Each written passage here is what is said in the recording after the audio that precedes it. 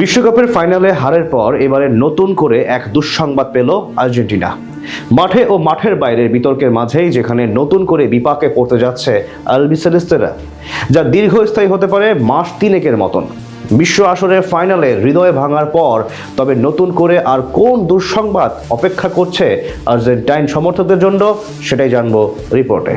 বিপুল উৎসাহ উদ্দীপনার সাথে জমকালো আয়োজনের মধ্য দিয়ে শেষ হলো ফিফা বিশ্বকাপের 23তম আসরের লড়াই। বল পায়ে যেখানে প্রথমবারের মতো লড়াইয়ে সামিল হন বিশ্বের 48টি দল, ভিন্ন ভিন্ন মহাদেশের ভিন্ন ভিন্ন বর্ণের ফুটবলারদের ছান্দিক ফুটবলে যেখানে দেখতে দেখতে শেষ হয়ে গেল 104টি ম্যাচ, যেখানে চোখের জলে টুর্নামেন্টের প্রারম্ভিক ভাগ থেকেই বিদায় নেয় দুইবারের বিশ্ব চ্যাম্পিয়ন উরুগুয়ে, ব্রাজিল, জার্মানি, নেদারল্যান্ডসের মতন দলগুলো যেখানে খুব একটা সুবিধা করতে পারেনি। এমন আসরেই দাপট দেখিয়ে দ্বিতীয়বারের মতো বিশ্বকাপ শিরোপা উঁচিয়ে ধরে ইউরোপীয় জায়ান্ট স্পেন, যেখানে সদ্য সমাপ্ত এই বিশ্বকাপের ফাইনালে আর্জেন্টিনাকে 1-0 গোলে হারায় কোচ লুইস দে লা ফুয়েন্তের শিষ্যরা। এতে টানা দ্বিতীয়বার শিরোপা ছোঁয়ার স্বপ্ন ভেস্তে গেল আলবিসেলেস্তাদের।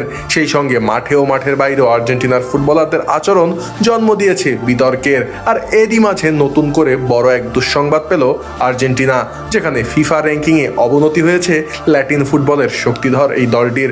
আর এই র্যাঙ্কিংয়ে আকাশী নীলদের ছাড়িয়ে শীর্ষস্থান দখলে নিয়েছে নয়া বিশ্ব চ্যাম্পিয়ন স্পেন। এতে শীর্ষস্থানের মুকুট হারিয়ে আর্জেন্টিনার অবস্থান এখন দ্বিতীয়তে। আর এই র্যাঙ্কিং আগামী 7 অক্টোবরের আগে আর হালনাগাদ করা হবে না, ফলে আগামী মাস তিনেক ফিফা র্যাঙ্কিংয়ের দ্বিতীয় অবস্থানেই থাকতে হবে আলবিসেলেস্তাদের।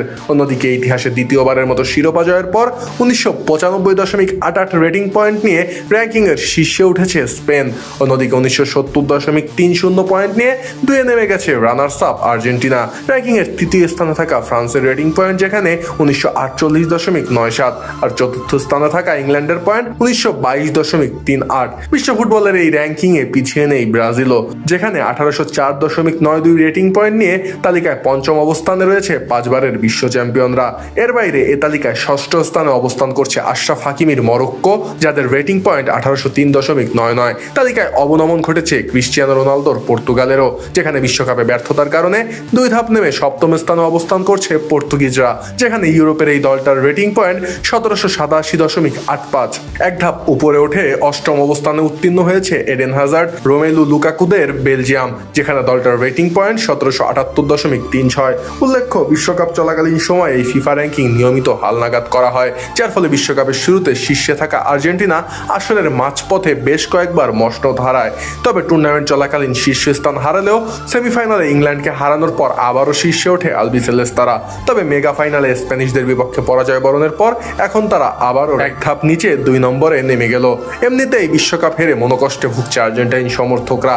তার মাঝে র্যাঙ্কিংয়ে অবনমনের এমন খবর যেন রীতিমতো কাটা ঘায়ে নুনের ছিটা। তবে নেটিজেনরা বলছে এই র্যাঙ্কিংয়েই কপাল পুড়েছে আলবিসেলেস্তাদের, কেননা 1992 সালের ডিসেম্বরে ফিফা র্যাঙ্কিংয়ের প্রচলন শুরু হবার পর থেকে এখনো অবধি কোনো আসরেই র্যাঙ্কিংয়ের শীর্ষে থেকে বিশ্বকাপ শুরু করা দল বিশ্বকাপের শিরোপা উঁচিয়ে ধরতে পারেনি।